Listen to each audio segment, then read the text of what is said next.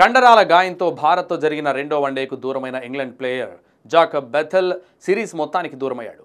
అంతేకాదు వచ్చే వారం ప్రారంభం కాను ఛాంపియన్స్ ట్రోఫీకి కూడా దూరమయ్యాడు. ఈ విషయాన్ని ఇంగ్లాండ్ కెప్టెన్ జోస్ బట్లర్ వెల్లడించాడు.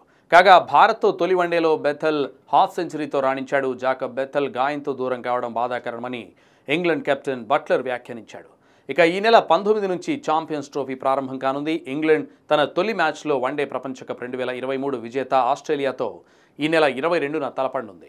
ఆ తర్వాత ఈ నెల 26న ఆఫ్ఘనిస్తాన్తో, మార్చి 1న సౌత్ ఆఫ్రికాతో తలపడనుంది. అంతకుముందు భారత్తో వన్డే సిరీస్లో భాగంగా ఈ నెల 12న అహ్మదాబాద్ వేదికగా మూడో వన్డేలో తలపడనుంది. అయితే ఛాంపియన్స్ ట్రోఫీకి దూరమైన జాకబ్ బెథెల్ మార్చిలో ప్రారంభం కానున్న IPL 2025 నాటికి కోలుకుంటాడా లేదా అన్నది తేలాల్సి ఉంది.